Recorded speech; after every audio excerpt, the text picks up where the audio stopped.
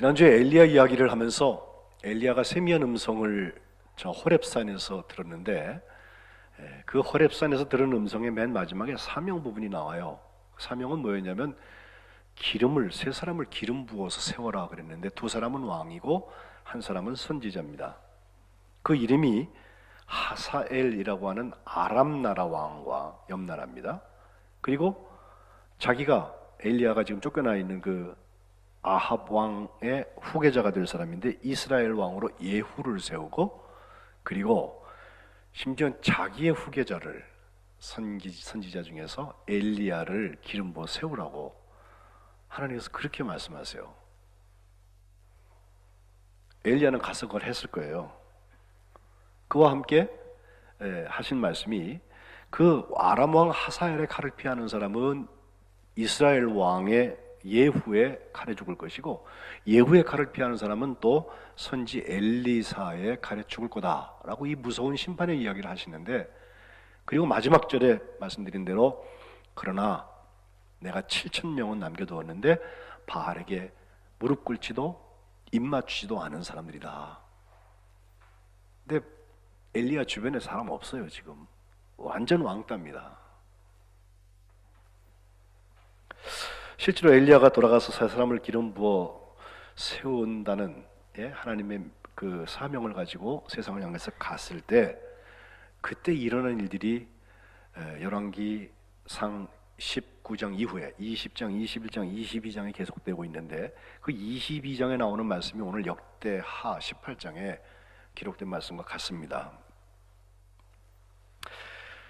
그 열왕기상 20장에 가보면 아람 나라, 거기 왕을 세우라고 그랬는데 그 나라하고 이스라엘하고 전쟁하는 얘기가 계속 나오기 시작을 하는데, 그 아람 나라의 왕이 이름이 벤 하닷입니다. 벤 하닷은 1세가 원래 있어서 그 1세는 이스라엘 왕 바하사하고 동맹을 맺었던 그런 사람이었는데, 지금 여기 나오는 그 벤 하닷은 2세, 그 아들이에요.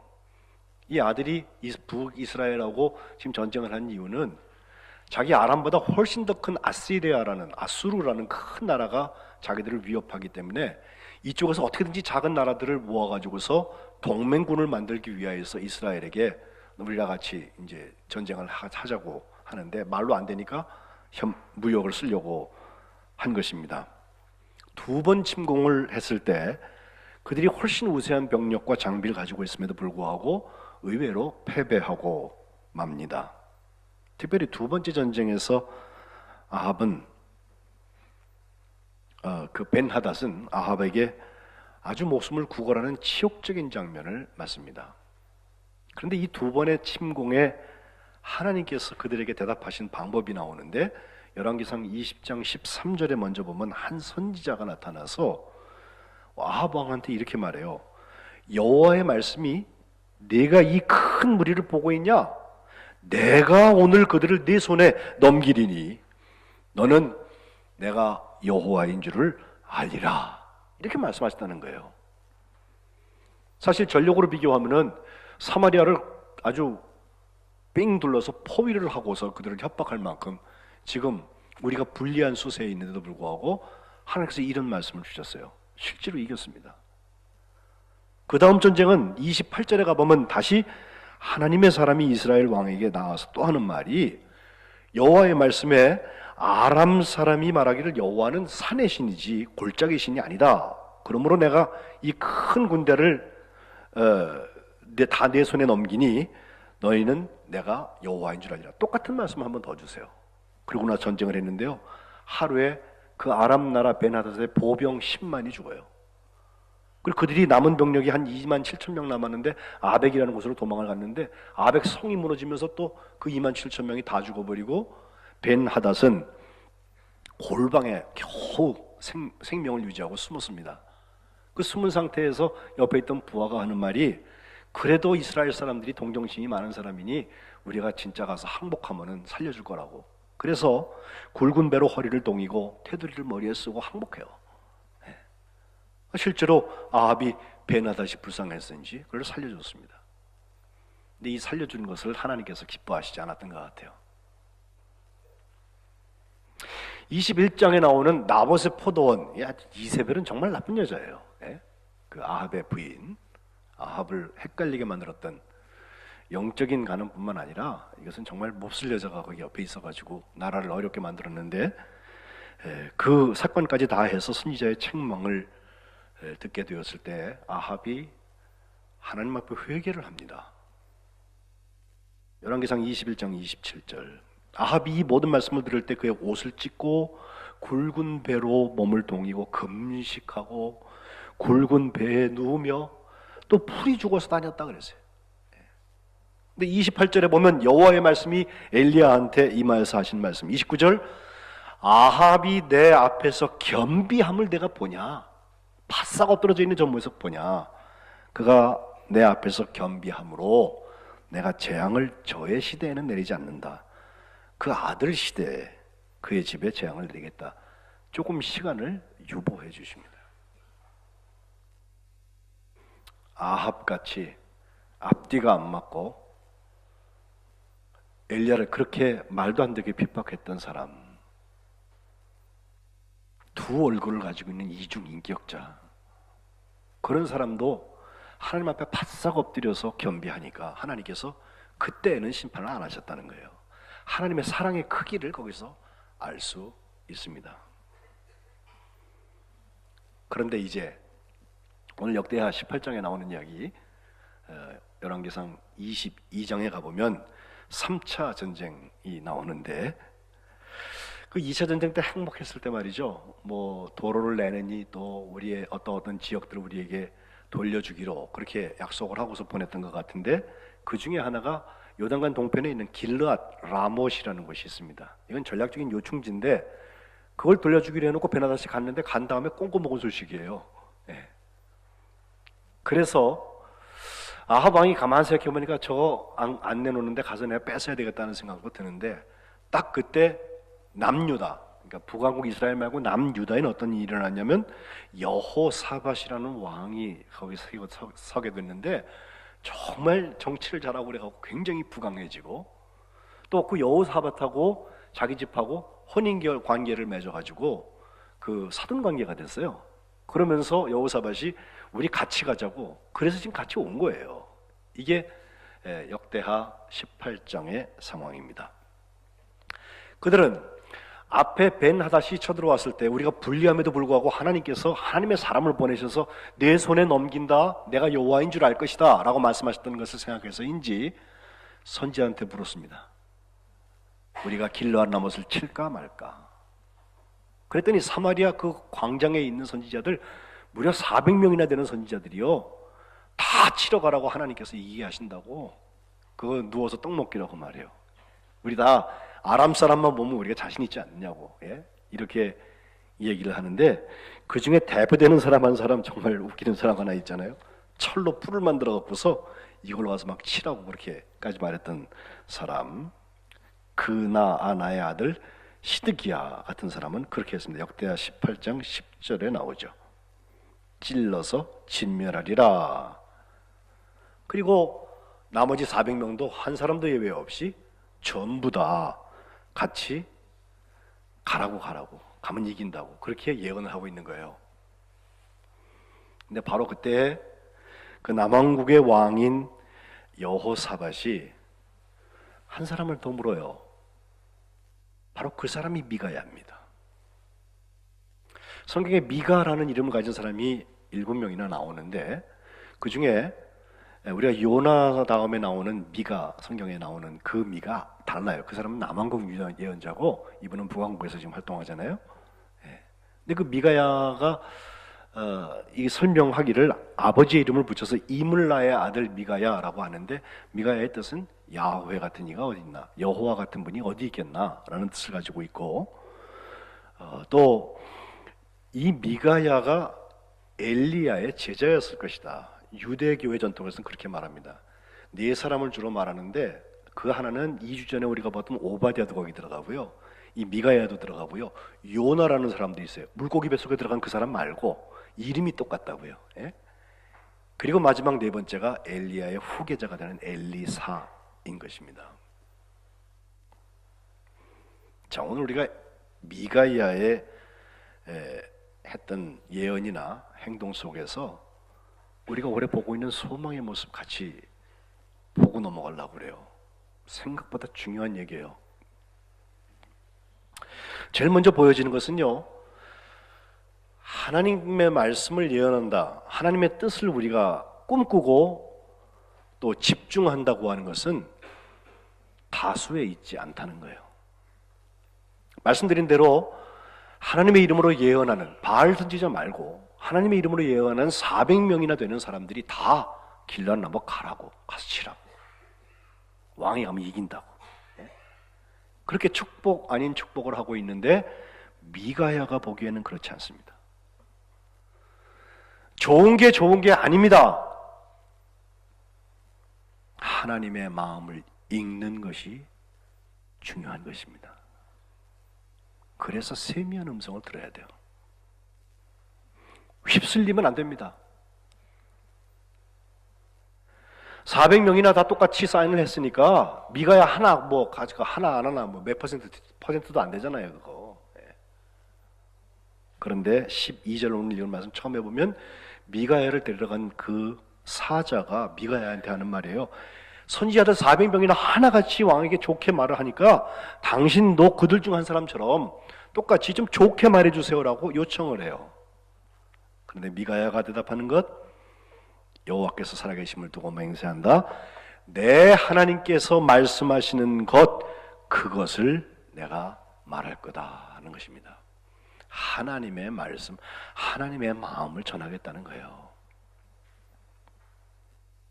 이번에는 아하방한테 갔습니다. 아하방이 또 하는 말, 미가야야, 우리 이제 길르앗 너머스로 싸우러 갈까 말까. 그랬더니 있는 말씀 대로 읽으면 이래요. 올라가서 승리를 거두소서, 그들이 왕의 손에 넘긴 바 되리이다 라고 말해요. 좋은 말이죠.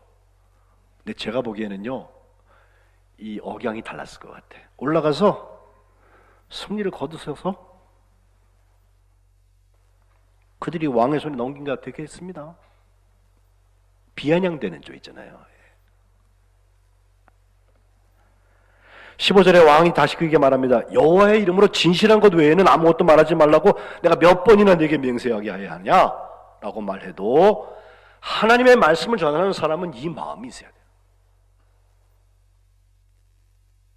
400명이 했으니까 나도 따라서 사인하는 거 아니에요. 하나님의 마음에 집중하기 때문에, 하나님의 꿈을 소원하기 때문에 그 소망에 자기는 사인하는 거예요. 혼자 되더라도. 엘리야와 똑같습니다. 그 선생의 그 제자예요. 갈멜산에서 어떻게 했습니까? 450명의 바알 선지자들이 한때 모여가지고서 아예 종교 축제를 했을 거예요. 450명이면 여기 앉은 사람보다 훨씬 많잖아요. 그들이 그냥 불 내려달라고 그래서 쇼를 했을 텐데 거기 불이 내리지 않아요. 하나님의 마음은 사람의 수에 있지 않습니다. 그러나 단 한 사람이라도 하나님의 마음이 정말 중요해서 하나님의 마음을 꿈꾸는 사람이 있다면 그 자리가 소망의 자리예요. 성민교회는 모두 다 바로 그런 하나님의 마음을 읽는 사람들 되시기를 주님의 이름으로 축복합니다. 헛발 짚지 마세요. 괜히 동요하지 마세요. 호렙산 앞에서 하나님께서 나타나실 때 지난주에 그랬잖아요. 바람이 지나가고 큰 바람이었습니다. 지진이 나고요. 그 다음에 불이 있는데 거기 여호와가 계시지 않았어요. 그러나 다 지나간 다음에 세미한 소리로 하나님께서 엘리야야 너 왜 거기 있니? 라고 말씀하시는 거예요.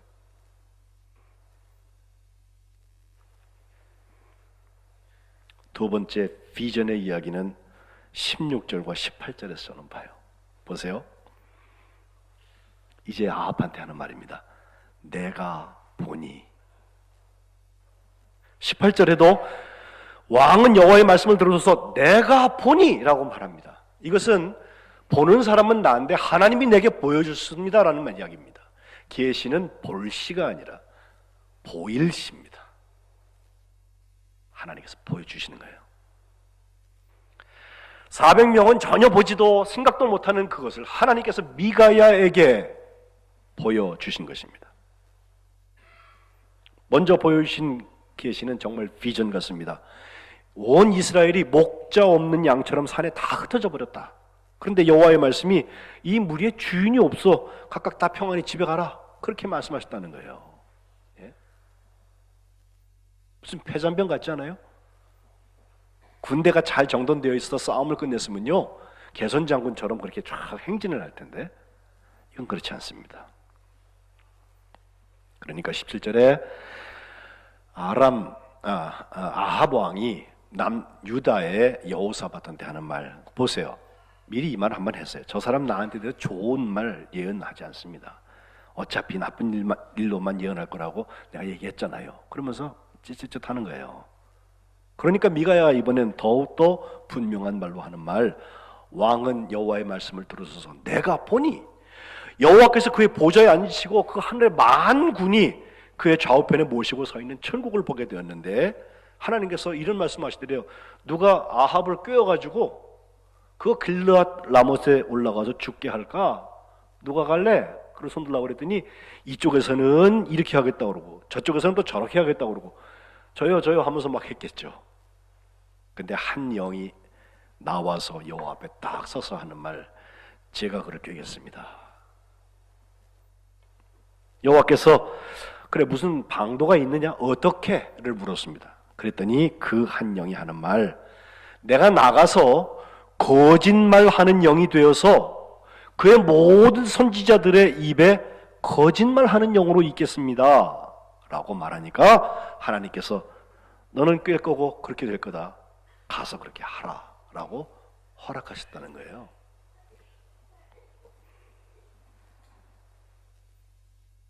이것을 본 미가가 아합 왕한테 얘기하지 않을 수 없었습니다.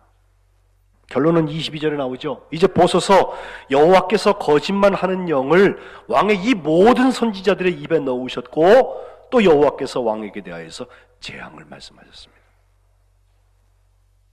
이 사람들 바알 선지자 아니에요. 하나님 이름으로 선지하는 사람들이에요. 400명을 담대하게 거짓 예언하는 사람으로 만들었어요. 이것이 하나님이 보여주신 것을 말하는 사람이에요. 돌 맞아 죽기 딱 맞죠?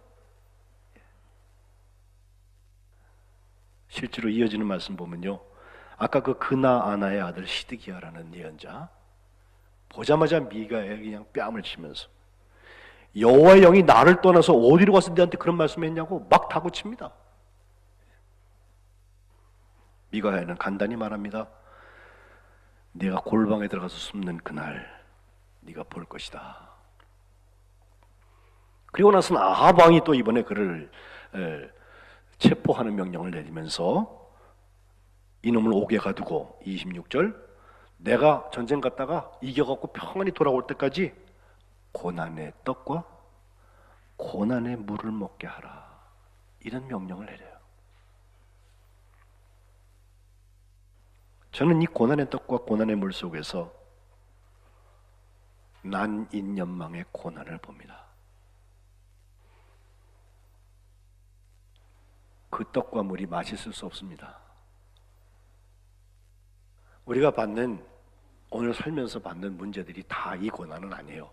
그러나 사명을 수행하다가 만난 그 고난은 하나님께서 허락하신 고난의 떡과 고난의 물이 될 것입니다. 미가야는 대답합니다. 왕이 참으로 평안히 돌아오시게 된다면 여호와께서 내게 말씀하지 않으신 겁니다. 이제 갈 때까지 갔습니다. 왕은 평안히 못 돌아온다는 거죠. 그러면서 백성들한테도 백성들아 다 들을지어다 도장을 꽝 찍었습니다. 실제로 아합은 그 전쟁터 길르앗 라못에 가가지고 거기서 전쟁을 하는데요, 이 참 이상한 일을 해요. 자기는 왕처럼 입지 않고 변장을 해요. 그리고 남왕국 유다의 왕만 왕처럼 해놓고서 이제 전쟁을 하는데 상대가 그 왕을 북왕국 이스라엘의 그 왕인 아합인가 보다 그러고 그를 막 죽이려고 하는데 보니까 아니거든요. 또 성령께서 그것을 막아주셔요. 여호와의 영이 임해서 그래서 그걸 놔주고서 그 32명의 특별 특공대를 조직해갖고 지금 아합만 잡으려고 하는 건데 아합 못 잡아요. 근데 저기 떨어져 있는 상태에서 누가 활을 확 쐈는데 재수없게 그게 맞아 죽어요. 예. 우리는 이것을 우연이라고 말하지 않습니다. 의도된 건 아니에요. 그 사람도 겨냥해서 쏜 게 아닐지 몰라요. 그러나 하나님께서 거기서 그에게 그것을 맡게 하신 것은 예언을 이루시는 것입니다. 나중에 그의 피를 걔들이 핥는다는 예언까지 그대로 이루어집니다. 미가야의 뒷이야기가 성경에 기록되어 있지 않습니다. 그러나 그 모든 것을 보고 이스라엘 백성들은 하나님의 교훈을 얻었을 것입니다. 그리고 그 고난은 환난은 인내를, 인내는 연단을, 연단은 소망을 이루는 길에 서게 되었을 것입니다. 지난주 월요일에 고 김대중 대통령의 영부인이셨던 고 이희호 장로님이 하나님 나라에 가셨죠.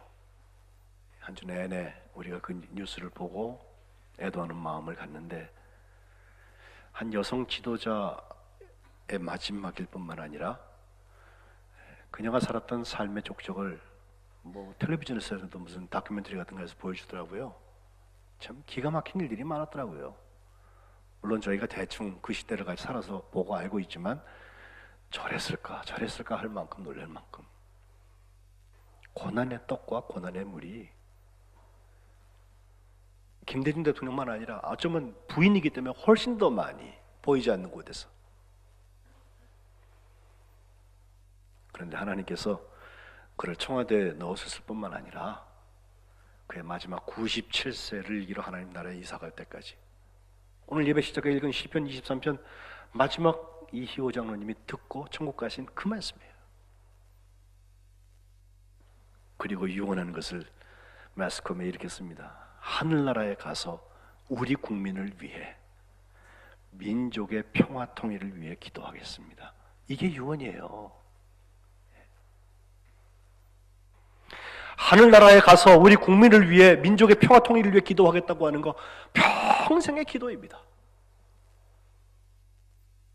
62년도에 정천교회에 가셔서 그때부터 57년 정도 그 교회를 섬기면서 그 교회 장로님으로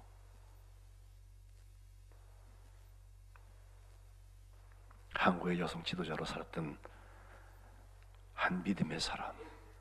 지난 금요일날 제가 그의 간증문, 청와대 들어가서 바로 쓴 간증문 하나를 읽어드렸는데 그는 고난을요 대속하는 고난이라고 그랬어요. 섬기는 고난이라고 그랬어요. 남편과 저는 고난을 통해서 저희들을 연단시키시고 깨닫게 하시고 드디어는 영광을 받으시는 하나님께 감사드리면서 이 땅에 그의 나라가 하루속히 도래하기 위한 전주곡으로 작은 힘이나마 최선을 다해 노력하려 합니다.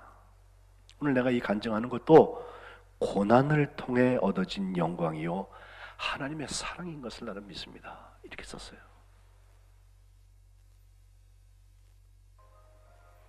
사명 때문에 고난의 자리에 있다면 두려워하지 마십시오.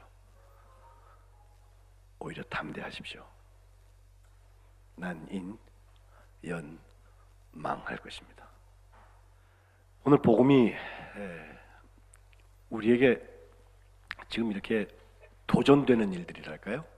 우리에게 핍박이 없으니까 복음이 너무 나약해진 것 같아요. 로마의 칼을 이겼던 게 복음이에요. 지금도 야성을 회복해서 현장에 가보면 혈투예요, 혈투. 내일 어떻게 될지 모르고서 오직 하나님만 바라보고 갈 수밖에 없는 미가야의 현장들이 있어요.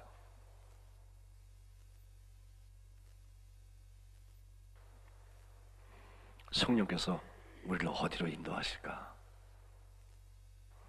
사람의 수에 있지 않습니다. 하나님이 보여주시는 걸 봐야 합니다. 그리고 하나님의 꿈을 꾸면서 고난의 떡과 고난의 물을 먹을 때 소망을 향하여서 진군하시기를 주님의 이름으로 축복합니다.